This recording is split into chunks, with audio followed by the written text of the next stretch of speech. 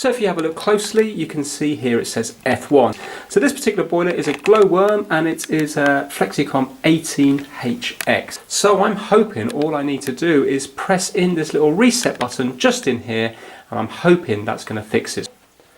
So let's press it in. Okay. And now let's see what happens. Excellent.